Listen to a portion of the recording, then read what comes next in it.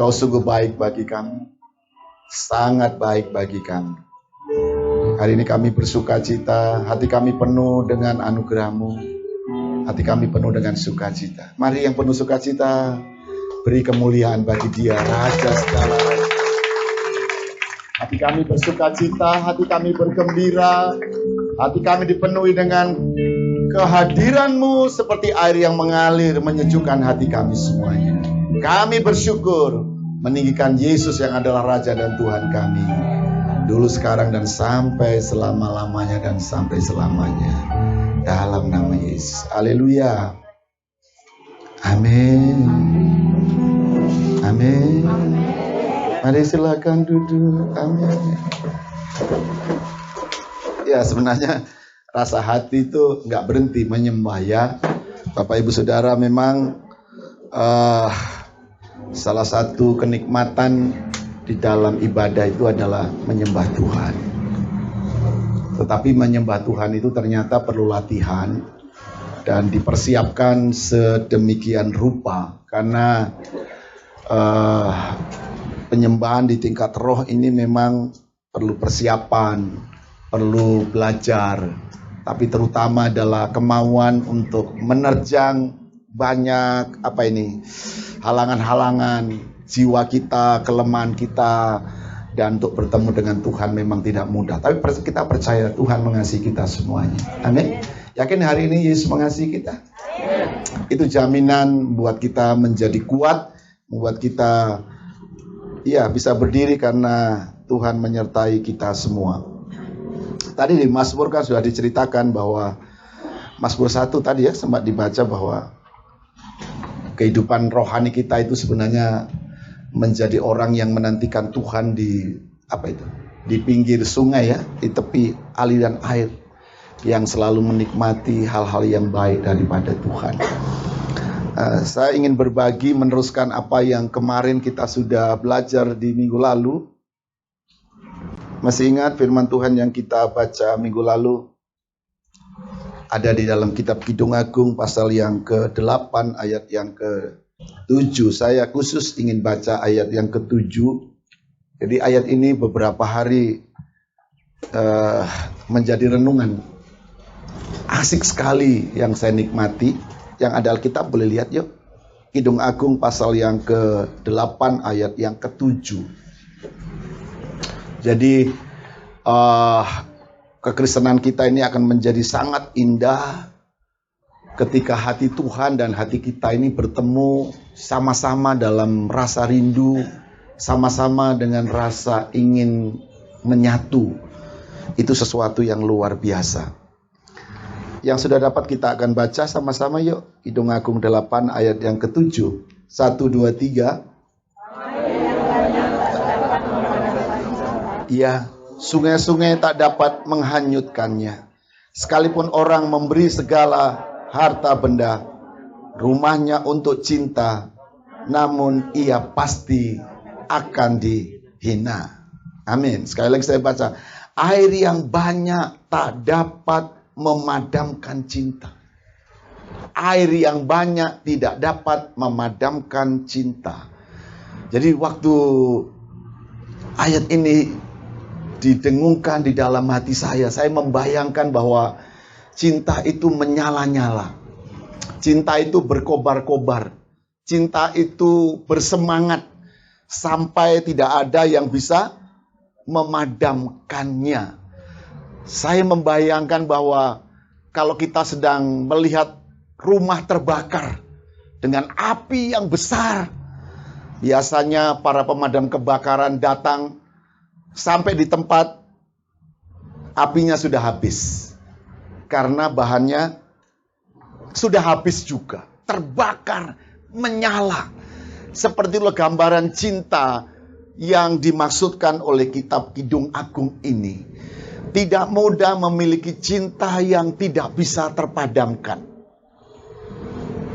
COVID-19 ini, kelemahan, kesibukan segala macam, bahkan kesenangan, itu bisa saja membuat cinta kita padam. Tapi hari ini, ayo kita berdoa. Cinta kita kepada Yesus tidak ada yang bisa memadamkannya. Amin.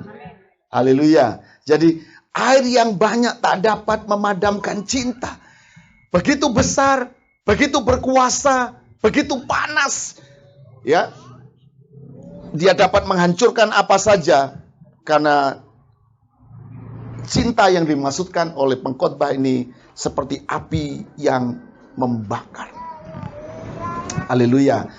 Jadi di dalam beberapa waktu saya sampaikan bahwa COVID-19 ini, wabah ini bisa menjadi juga cara Tuhan untuk bisa memurnikan cinta kita, memurnikan iman kita, memurnikan penyembahan kita. Karena kondisi yang seperti ini membuat kita malas. Membuat kita malas berdoa, malas ibadah. Ya, Bapak Ibu Saudara, dan akhirnya kita bisa bersenang-senang. Oke, kira-kira menurut Alkitab, air tidak dapat memadamkan cinta. Air ini bicara apa? Ada dua kebenaran tentang air, Bapak Ibu Saudara. Yang pertama, air itu juga berbicara tentang Tuhan. Berbicara tentang berkat Tuhan, berbicara tentang Roh Kudus, berbicara tentang firman Tuhan, itu bicara air. Tetapi Alkitab juga bicara air di lambang dari sesuatu yang jahat. Ya, Bapak Ibu lihat kalau ada banjir, ada air bah, itu sesuatu juga yang jahat dan mematikan. Jadi, ayat yang ketujuh di dalam pengkhotbah ini, air tidak bicara tentang yang baik. Itu bicara tentang hal-hal yang tidak baik, yang dapat memadamkan cinta. Tapi sekali lagi hari ini, kita berdoa supaya cinta kita kepada Yesus tidak akan dapat dipadamkan oleh apapun juga. Amin. Saya ingin bicara dua hal tentang air ini dalam kontra dengan cinta. Yang pertama, ternyata Alkitab mencatat bahwa air ini lambang dari pencobaan. Ya, sekali lagi, air itu lambang dari pencobaan. Tentang sesuatu yang tidak baik.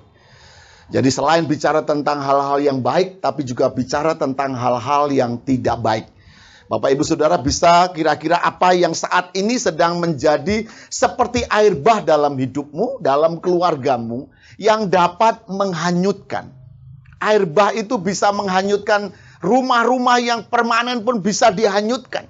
Ya, Bapak Ibu lihat kapal-kapal yang besar bisa dihanyutkan. Bahkan beberapa waktu di Indonesia pernah di Palu ya, ada air yang membuat satu kampung itu hanyut, tenggelam, hilang. Jadi memang ada pencobaan, memang ada hal-hal yang tidak baik yang dapat terjadi dalam diri kita yang kontra dengan cinta. Ya, berlawanan dengan cinta kita kepada Tuhan. Dan saya hafal sebenarnya juga setiap kali kita ingin mencintai Tuhan, biasanya juga ada kontra yang membuat kita seperti terbawa arus. Ada ayat di dalam Ratapan pasal 3, ayat 54. Bapak Ibu, ini Ratapan bicara tentang kesedihan orang-orang yang mengikut Tuhan. Di dalam Ratapan 3, ayat 54 itu dikatakan begini, air membanjir di atas kepalaku, kusangka binasa aku. Jadi air ini bicara tentang air betulan yang bisa membinasakan karena memang ada air bah, ada banjir dan sebagainya. Tapi air ini juga bicara tentang satu kekuatan di sekeliling kita. Ya, ini bicara masalah, bicara persoalan, itu air juga. Di Alkitab kan juga ada disebut namanya air yang jernih, ada air yang kotor. Air yang jernih berasal dari Tuhan, air yang kotor berasal dari dosa, dari dunia ini. Jadi memang kita menghadapi hal-hal yang tidak baik juga. Ada air yang bisa menenggelamkan kita secara fisik, tapi juga menenggelamkan kita di dalam pikiran-pikiran kita. Coba perhatikan, banjir di atas kepalaku. Ya, banjir di atas kepalaku. Serangan-serangan yang tidak baik yang datang dari si jahat, itu salah satunya juga menyerang kepala kita, akal budi kita, pikiran-pikiran kita. Kita bisa tersesat jika pikiran-pikiran kita tidak dikuasai oleh kebenaran di dalam Yesus. Ya, Bapak Ibu Saudara, manusia itu punya kehendak pikiran yang bebas. Bisa memikirkan apa saja. Tapi ingat, Jika kita tidak dalam kendali Roh Kudus, maka air yang jahat itu bisa membawa pikiran-pikiran kita kepada pendapat-pendapat yang keliru. Nah, itulah pentingnya kita mengalami penyembahan. Kenapa kita menyembah Tuhan, Bapak Ibu Saudara? Ya, ayo, satu rahasia penyembahan di dalam Yesus adalah orang yang menyembah Tuhan itu seringkali tidak pakai akal budi. Tidak memikirkan keadaanku dan keadaan Tuhan. Penyembahan itu berasal dari hati yang mencintai Tuhan. Orang yang mencintai itu seringkali tidak pakai akal budi.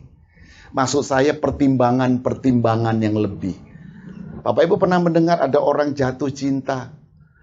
Ada orang yang jatuh cinta biasanya tidak pakai akal budi, makanya pakai kata jatuh. Jatuh itu artinya dia di luar kendali. Ada orang tua yang mengasihi anaknya, sangat mencintai tanpa pertimbangan. Ada keluarga suami istri juga yang mencintai pasangannya tanpa pertimbangan. Itu adalah cinta yang sejati sebenarnya, berasal dari roh yang dalam ini. Sama ketika kita menyembah Tuhan, seringkali menaklukkan pikiran kita. Orang berkata, Pak, apakah pikiran kita itu salah ketika menyembah Tuhan? Tidak semua salah. Tapi kebanyakan kita diganggu oleh pikiran-pikiran kita. Siapa hari ini waktu kita menyembah Tuhan, pikirannya terganggu? Ingat yang di rumah. Ingat apa yang kita kerjakan. Ingat perkataan orang. Ingat ini sudah tengah minggu. Stoknya tinggal sedikit. Itu pikiran-pikiran. Apa yang kita kerjakan di rumah menyisakan pikiran-pikiran yang membuat kita tidak dapat bertemu dengan Tuhan. Ini adalah air bah. Ya, artinya berkata, air banjir di atas kepalaku, sampai di atas kepala kita. Kita sampai tenggelam. Orang Jawa bilang kelelep. Tidak bisa berkuasa lagi. Jadi kalau Bapak Ibu Saudara, teman-teman, saya pikir hampir semua kita akan sampai pada tingkat ini bahwa ada masalah-masalah, ada persoalan dalam hidup kita yang tidak lagi dapat Anda pikirkan. Anda pikirkan siang malam tidak ada jalan keluarnya. Anda pikirkan siang malam tidak tahu. Tanya orang tidak tahu. Pada waktu itulah yang utama adalah hati kita yang percaya menyerah kepada Tuhan. Maka yang sejati yang dari Tuhan itu akan terjadi atas kita. Haleluya. Jadi anak-anak muda, lihat masa depanmu dipikir gak jelas, begitu ya. Mengharapkan orang tua juga tidak jelas. Orang tua aja gak jelas. Nanti kita juga tidak jelas. Apa saja bisa tidak jelas di dunia ini. Tapi di dalam Yesus semua bisa diperjelas.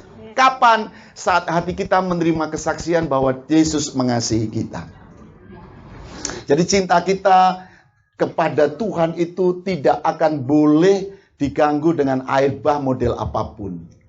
Ya, yang tenggelam dalam masalah. Pak, saya lagi tenggelam dalam masalah. Masalah menguasaiku, aku tidak bisa tidur. Jadi teman-teman yang sudah nggak bisa tidur karena masalahmu, itu ayatnya ini. Air banjir di atas kepalaku. Tidur juga memikirkannya, mandi memikirkannya. Itu masalah dan membuat kita menjadi tidak bahagia. Ingat baik-baik. Air tidak dapat memadamkan cinta. Apa teriaknya?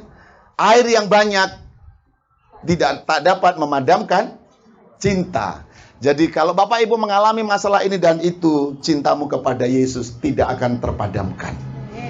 Tetap cinta kepada Yesus. Haleluya. Jadi ayatnya berkata, air mengalir di atas kepalaku, kusangka binasa aku. Jawabannya apa kalau kita jawab sekarang? Binasa? Siapa yang berani berkata tidak?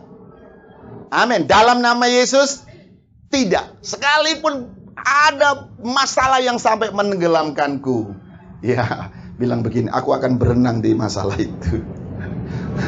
Ya, berenang, bukan makin tenggelam. Pilihannya dua kan, tenggelam atau berenang. Ya, berenang di dalam masalah itu, berenang artinya keluar dari sana. Percaya Tuhan akan memberi pertolongan kepada kita. Jadi air yang pertama itu bicara tentang perlawanan terhadap cinta kita kepada Yesus. Dan tiap-tiap orang ini beda-beda. Tiap-tiap kita ini beda-beda, ya. Untuk mengasihi Tuhan itu masing-masing kita ini beda-beda halangannya. Ada orang yang terganggu ketika nggak punya uang. Tapi ada orang yang nggak punya uang, nggak terganggu. Beda-beda ya. Ada orang kalau lapar nggak bisa menyembah Tuhan. Makanya tadi ada nggak sarapan? Usahakan kalau, nggak sarapan Ibu. Waduh. Ya. Yang nggak biasa sarapan mungkin nggak apa-apa. Kalau saya nggak sarapan, menyembah Tuhan bisa terganggu karena bunyi di sini. Ikut bermazmur kan? Tapi lama-lama perih. Ya. Tiap-tiap kita beda. Tantangannya beda. Jadi air bah ini untuk kita apa? Keluargamu, masa depanmu, anak-anakmu, keuanganmu, pekerjaanmu, apa saja. Ingat, itu tidak akan menenggelamkan cinta kita kepada Yesus. Haleluya. Tidak akan. Cintaku untuk selama-lamanya. Cinta itu Bapak Ibu Saudara, Bapak Ibu, cinta bagi orang Indonesia tidak ekspresif. Orang Indonesia itu kalau sudah senyum-senyum katanya cinta. Tapi di Alkitab cinta itu harus dinyatakan. Jadi penyembahan, pujian, pengagungan itu ekspresi dari cinta. Makanya wanita-wanita itu banyak yang menunggu laki-laki nembak dengan cinta. Ya, bukan nembak dengan senapan. Kan nggak boleh Pak perempuan nembak duluan katanya. Memang kalian mau tembak-tembakan? Ya. Orang Indonesia, kita orang Timur tidak biasa menyatakan cinta. Saya juga tidak terbiasa. Ya. Tapi orang modern mungkin biasa menyatakan cinta. Tapi cinta kepada Tuhan itu harus dinyatakan. Jadi saya rindu bahwa ibadah ke depan ini menjadi ibadah yang penuh semarak karena ada orang-orang yang mengekspresikan cinta kepada Tuhan. Tuhan Yesus, aku mengasihimu. Angkat tangan, oh Tuhan, aku mengasihimu. Yesus, aku mengasihi. Dan ketika kita berkata, Yesus, aku mengasihimu, berkat itu mengalir di hati. Dan orang yang di samping kita juga akan dapat berkat karena semangat kita itu akan menular kepada orang lain. Ya, oke. Minggu depan ekspresikan cinta kita kepada Tuhan. Nah, yang kedua Bapak Ibu Saudara, di dalam Wahyu pasal 17 ayat 1, itu digambarkan bahwa air yang banyak itu bicara tentang kumpulan orang. Kalau tadi itu kumpulan masalah, kumpulan persoalan, kalau sekarang kumpulan orang. Coba kita baca dulu di dalam Wahyu pasal yang ke-17 ayat 1.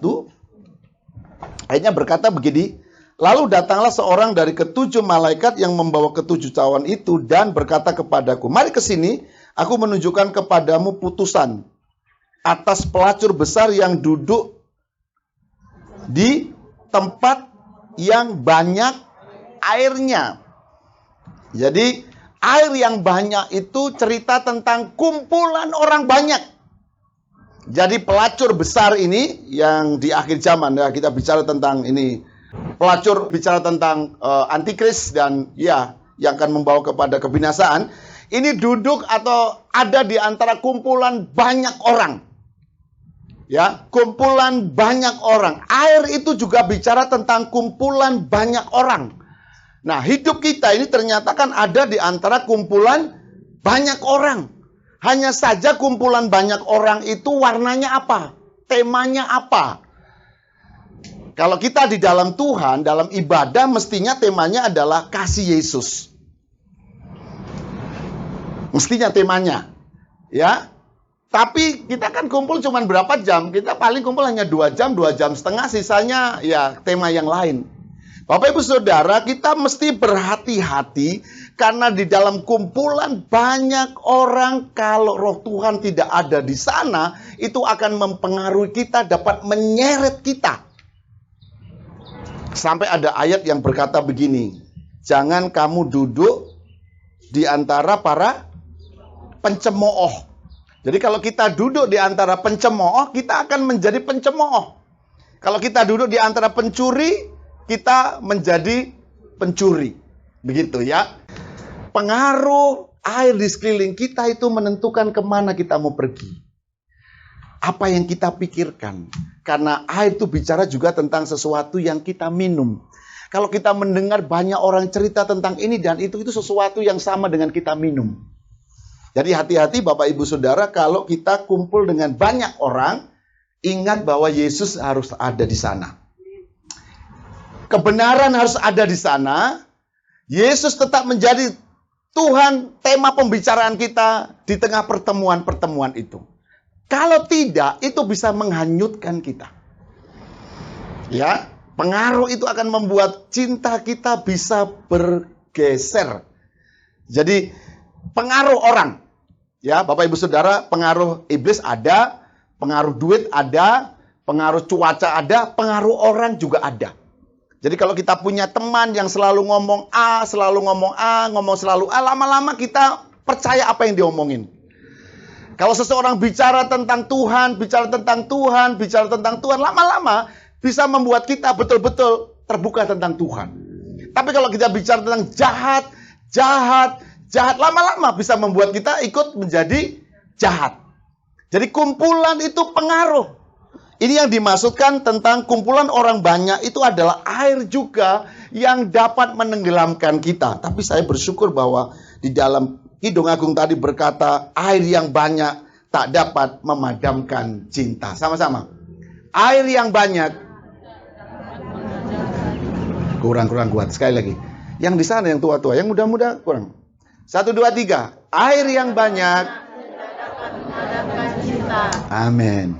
Air yang banyak tidak dapat memadamkan cinta. Sungai-sungai pun tidak berkuasa. Laut pun tidak berkuasa. Apa saja tidak berkuasa. Sekali cinta Yesus, tetap cinta Yesus. Yesus segala-galanya bagiku. Amin. Nah, hari ini, ya, pagi ini, kita dapat kesempatan untuk mengekspresikan cinta itu. Di tempat ini diberi kebebasan untuk tiap-tiap kita mengekspresikan cinta kita kepada Tuhan. Bapak Ibu menyembah di rumah sendirian dengan menyembah Tuhan rame-rame itu beda. Ya, kalau menyembah di Tuhan di rumah sendirian, dengar TV-nya tetangga, nggak jadi menyembah. Iya kan? Apalagi suami istri. Ayo, suami istri yang suka menyembah. Coba angkat tangan di sini suami istri yang kompak menyembah Tuhan sama-sama. Angkat tangan dulu. Oh, ada satu, Pak Kiai. Yang lain belum? Belum ya? Bang David belum? Belum ya?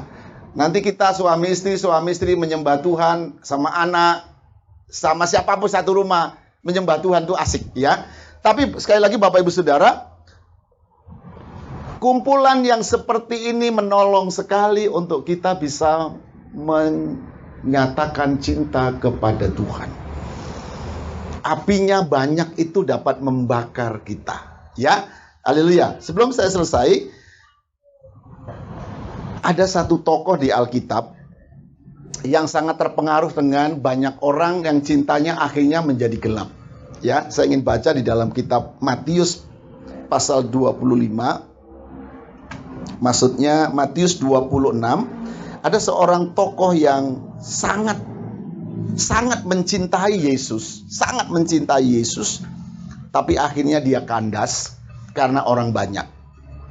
Namanya Petrus, ya. Masih ingat ya? Petruslah yang berkata kepada Tuhan Yesus, sangat mengasihi, sangat mencintai. Ya, Yohanes bersaksi kepada kita bahwa Yesus bertanya sampai 3 kali. Simon Petrus apa anak Simon?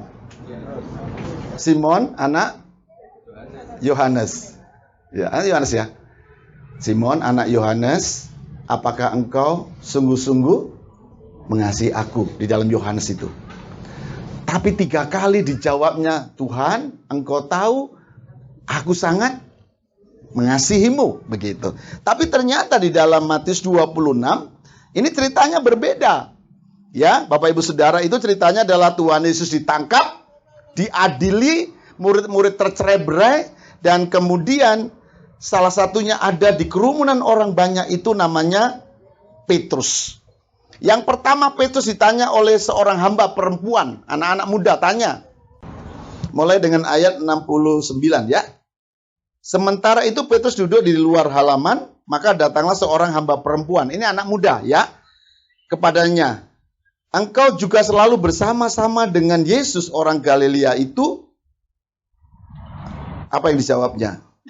Aku tidak tahu apa yang engkau maksudkan, katanya. Jadi artinya dia tidak mengerti pertanyaannya itu, gitu ya. Terus kemudian ditanya lagi di dalam ayat yang ke-71 oleh seorang hamba lain yang melihat dia, ya, yang bersama-sama. Dikatakan begini, orang ini bersama-sama dengan Yesus, orang Nazaret itu. Ayat 72, aku tidak kenal orang itu. Yang terakhir yang menyedihkan Bapak Ibu Saudara. Ayat 73. Pasti engkau juga salah seorang dari mereka. Itu nyata dari bahasamu. Perhatikan ayat 74. Maka mulailah Petrus mengutuk dan bersumpah. Air yang banyak itu bisa mencipta keadaan yang tidak baik. Jadi yang dialami oleh Petrus ini dia kena air bah. Ada banyak yang bicara, ada kerumunan orang banyak, dan dia sendirian. Kalau dia bilang ya, dia takut juga mungkin dianiaya. Dia takut juga mungkin mengalami yang tidak baik. Sehingga dia menyembunyikan dirinya. Begitu. Ini bisa terjadi atas kita, Bapak Ibu Saudara. Apakah Anda akan bisa mempertanggungjawabkan imanmu di antara orang banyak yang tidak percaya? Apakah kita bisa mempertanggungjawabkan cinta kita kepada Tuhan di antara teman-teman yang sedang menjauhkan hati kita dari Tuhan? Haleluya. Apakah hati kita juga bisa dijauhkan dari kekuatan yang menakutkan ini? Apa yang menakutkan kita sekarang? Sehingga kita akhirnya mulai mengutuk dan bersumpah. Dan akhirnya Petrus ingat apa yang disampaikan oleh Yesus Tuhan. Sebelum ayam berkokok, engkau sudah 3 kali menyangkal aku. Dan Petrus sadar, menangis. Ya puji Tuhan, dia sadar dan menangis, ya. Tapi Bapak Ibu Saudara, ini akan terjadi juga atas kita. Bahwa ada air bah, ada kekuatan yang bisa membuat kita seperti tidak berdaya dengan kepercayaan kita. Tidak berdaya untuk mempertanggungjawabkan kepercayaan kita. Dan ini bicara air, artinya air itu kan membuat apinya menjadi mati. Semangat, sukacita, penyembahan kita bisa menjadi suam. Karena ada banyak gangguan di dalam diri kita. Tapi hari ini saya percaya kita sangat mengasihi Yesus Tuhan. Kembali kepada Kidung Agung.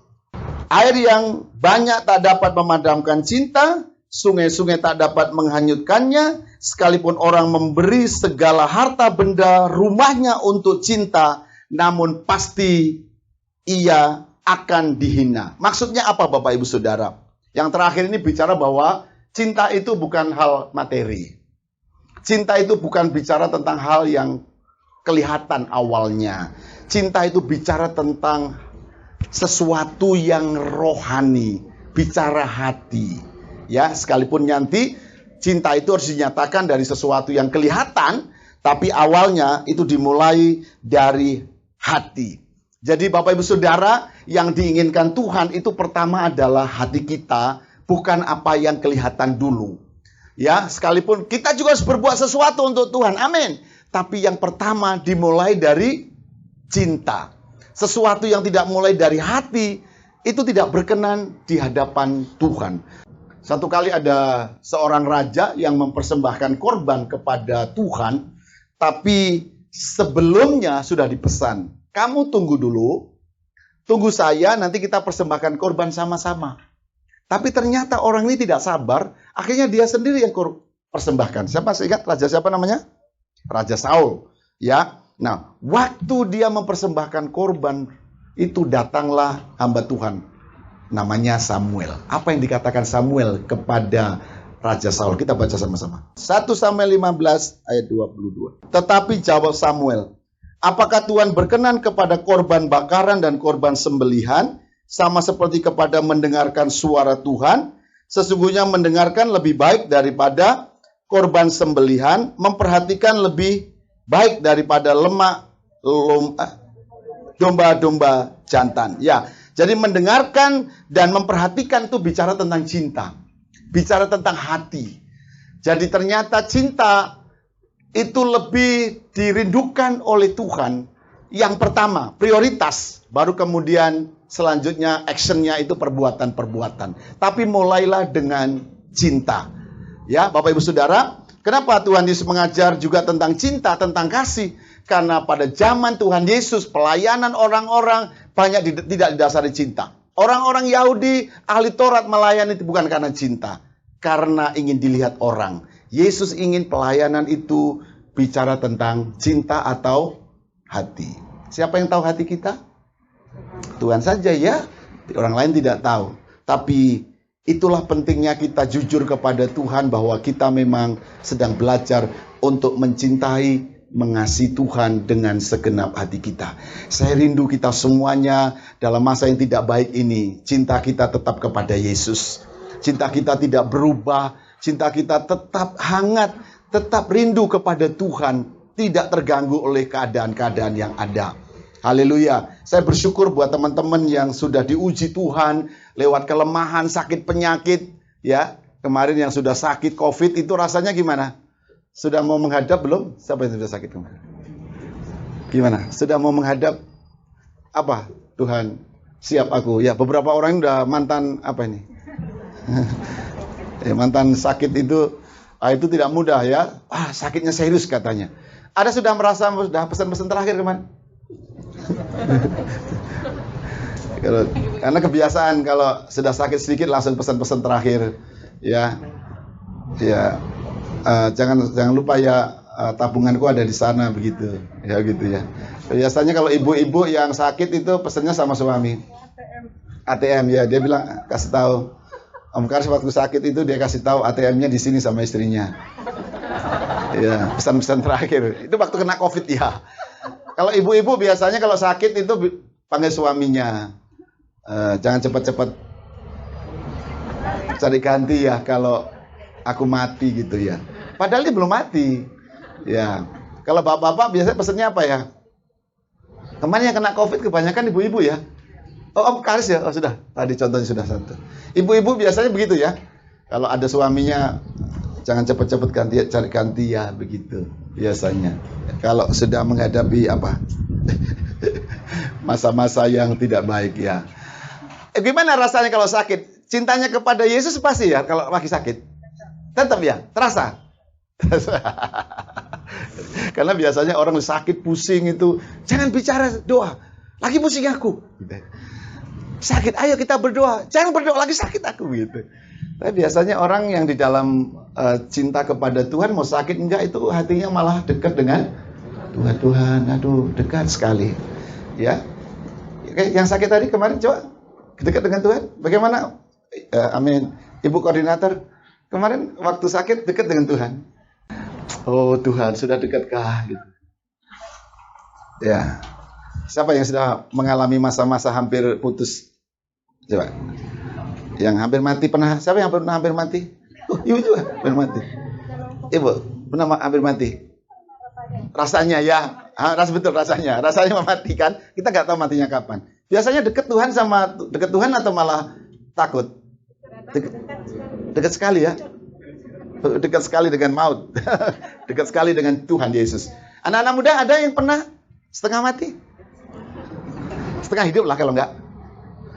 Ya. Biasanya orang memang kalau sudah mendekati kematian itu cintanya dekat kepada Tuhan. Tapi yang tidak mengalami itu justru sebaliknya ya. Justru mengalami marah, keadaan tidak baik jadi marah, jadi kesel, jadi uring-uringan, nggak bisa berdoa. Ya, yang begitu harus didatangkan lebih serius lagi ya. Supaya maut itu membuat kita berkata, hanya dekat Tuhan saja, hatiku tenang. Ya, ada yang belum mengalami anak-anak muda? Sudah tahu rasanya setengah mati? Belum ya? Ya nggak usah pesan lah. Kalau Tuhan mau berkehendak jadi ya. Saya sudah berkali-kali juga mengalami masa-masa yang kritis antara hidup dan mati. Tapi beda kalau anak-anak sama orang tua ya. Mungkin kalau orang tua penyerahannya lebih lah. Ya Tuhan kalau mau pergi sekarang, Pergi aja lah ya. Sudah siap aku, ya. Di bumi ini capek kali aku Tuhan. Nah, lain kita tambahnya kan. Capek kali di bumi ini Tuhan, kamu pergilah. Kalau anak muda kan enggak. Tuhan, dalam nama Yesus, aku masih mau hidup Tuhan. Masih panjang perjalananku. Tabunganku sayang sekali Tuhan. Nanti siapa yang ngabisin Tuhan, gitu ya. Permohonannya banyak begitu. Nah, tapi bagi kita apapun tetap cinta kepada Yesus. Tidak ada yang bisa menghalangi kita untuk tetap cinta Yesus, ya. Jadi teman-teman, ya ini yang di depan saya ini, mungkin banyak masalahmu. Masalah kita itu kebanyakan males kan, Cynthia ya? Ya. Masalah kita itu kebanyakan namanya malas. Malas itu tidak ada obatnya. Ke dokter tidak ada obatnya, ke rumah makan tidak ada obatnya. Malas itu obatnya hanya datang kepada Yesus. Datang saja pasti malasnya hilang. Karena Yesus akan membakar malas itu menjadi sukacita. Haleluya. Jadi ayo kita ekspresikan cinta kita kepada Tuhan. Tidak ada yang bisa menghalangi cinta kita, kasih kita kepada Yesus. Dimanapun, apapun saja kita berdoa, Roh Kudus pasti menolong kita. Hari ini kita ada ini karena Roh Kudus menolong kita. Hari ini kita bisa bersukacita karena Roh Kudus menolong kita. Jadi hari ini saya sedang aminkan dalam hati saya bahwa air yang banyak tidak dapat memadamkan cinta. Ayo hari ini tulis ya, nanti di HP-nya masing-masing atau di hatinya. Air yang banyak tidak dapat memadamkan cinta. Tunggu Pak, ini cinta yang mana ini Pak? Kalau cinta kepada Tuhan itu gampang padam biasanya. Kalau cinta kepada sesama, apalagi yang muda-muda, itu biasanya lebih awet. Ya, yang sedang jatuh cinta, ada di sini yang sedang jatuh cinta? Bapak Ibu bisa mengenali anak-anak muda yang sedang jatuh cinta? Nggak bisa? Sekalipun dulu pengalaman. Jatuh cinta itu tandanya benjol-benjol. Namanya juga jatuh. Biasanya anak-anak muda yang jatuh cinta itu nggak jelas dia. Aneh orangnya. Cara berpikirnya aneh. Nggak alamiah. Ya, kenapa? Dia sekalipun digonggongin anjing, dia cuek aja. Yang biasanya takut anjing, nggak takut anjing. Itu orang jatuh cinta. Ya. Orang yang biasanya nggak suka makan bakso, suka makan bakso, itu jatuh cinta. Ya. Kenapa? Demi. Demikianlah firman Tuhan. Ya. Jauh tidak penting. Hujan tidak penting. Ya. Ya. Yang pernah merasakan pasti senyum-senyum. Iya Pak, pernah aku Pak. Ada anjing di rumah itu gak peduli Pak. Gigit-gigitlah aku, makan-makanlah katanya. Demi cintaku sama dia ini. Begitu ya. Mau naik angkot, zaman dulu naik angkot semua. Naik beca, oke. Ya, saya itu ngalami juga Bapak Ibu Saudara. Saya dulu pernah jatuh cinta itu. Jam 9 telepon. Iya, jam 9 malam. Karena jam 9 malam itu telepon 25% zaman dulu. Nah, ya. Di wartel maksudnya. Jadi saya di Mandala itu dulu nungguin jam 9 malam. Sudah jam 9 malam, antre sekali. Sama-sama jatuh cinta semua. Nah yang bikin seru, yang saya telepon ini jatuh cinta juga. Malam-malam mau juga ditelepon. Ya, biasanya kalau orang yang kita telepon itu tidak jatuh cinta sama kita telepon nggak mau, ngapain malam-malam telepon. Ya, tapi karena sama-sama jatuh cinta, malam-malam pun mau. Iya kan? Begitu ceritanya kan? Siapa itu? Siapa katanya? Ini cerita kita masa lalu. Itu cinta. Cinta yang sejati itu memang kuat. Kemarin kita cerita tentang cinta itu kuat. Apa judulnya di atas? Cinta itu lebih kuat daripada maut. Cinta itu luar biasa. Jadi kalau Anda cinta kepada Yesus, itu lebih kuat dari keadaan sekeliling kita. Cinta kepada keluarga, cinta kepada orang tua, cinta kepada anak-anak, itu akan mengalahkan banyak masalah. Cinta itu luar biasa. Power of love, ya. Bukan power of emak-emak. Kalau di sini kan power emak-emak, ya. Ini power of love. Kuasa dari cinta itu luar biasa. Jadi hari ini, saya rindu kita semuanya, meskipun masih dalam kondisi yang sukar ini, cinta kita tidak boleh padam kepada Tuhan, kepada pekerjaan-pekerjaan Tuhan. Jadi kita bikin semarak, bikin semangat, ya. Hari ini banyak yang pakai baju merah, ini bagian dari semarak. Ya kan, banyak baju merah hari ini. Aku pakai baju merah ya, begitu. Lagi semarak ini, membangkitkan semangat. Minggu depan merah, kuning, hijau, di langit yang biru. Ya, itu akan rame. Jemaat itu bajunya seru-seru ya, semangat, gairah. Begitu Bapak Ibu Saudara. Itu bagian cermin dari hati kita. Ya, jadi coba anak-anak muda yang slow-slow itu, siapa yang kenal kan yang slow-slow? Yang slow, senyumnya senyum sama aja. Cueknya luar biasa, bebek. Bukan bebek aja, angsa dia. Bapak-bapak yang cuek, yang ibu-ibu yang jarang senyum, kita berdoa minggu depan nih semarak akan ada muncul di antara kita. Haleluya, puji Tuhan. Apa kabar? Haleluya. Begitu ya, semangat. Rasanya Pak, sebenarnya itu iman saja. Amin. Justru haleluya itu harus dengan iman. Keadaan kita tidak baik, tapi waktu kita bilang haleluya, puji Tuhan, itu membuat kita sembuh. Aku cinta Yesus, membuat kita sembuh. Aku mengasihi Tuhan, membuat semangatku pulih kembali. Siapa yang letih lesu, kalau kita berkata Tuhan aku mengasihimu, Yesus berkata aku mengasihimu, sembuh hari ini. Sudah sembuh hari ini hati kita kan? Waktu kita ketemu dengan Tuhan. Oke, kita pakai berdiri, kita berdoa. Kami bersyukur buat anugerah-Mu yang buat kami boleh ibadah hari ini. Terus teguhkan, kuatkan kami dalam pengharapan kami, di dalam segala doa-doa kerinduan kami, dalam pekerjaan, pelayanan, sekolah, kuliah kami. Tuhan, Kau memberkati kami. Kami tahu kesulitan, kesukaran yang tidak akan menjauhkan kami dari hati-Mu, cinta kami kepadamu. Bahkan kami semakin bersemangat untuk mengasihi Engkau, sampai kemuliaan-Mu bersinar di dalam hidup kami, sampai nama-Mu dipemuliakan dalam hidup kami, dalam keluarga kami, dalam pekerjaan kami, dengan apa yang kami doakan, Engkau dipermuliakan dalam hidup kami. Terima kasih, berkati kami semua. Kami berdoa untuk keluarga-keluarga tidak hadir karena berbagai keadaan yang ada, Engkau memberkati kami. Terima kasih Tuhan, kami bersyukur. Kami sebentar kembali pulang, Tuhan memberkati kami, dan seluruh tim yang melayani juga Tuhan berkati. Mari angkat tangan kita dan kita terima berkat Tuhan.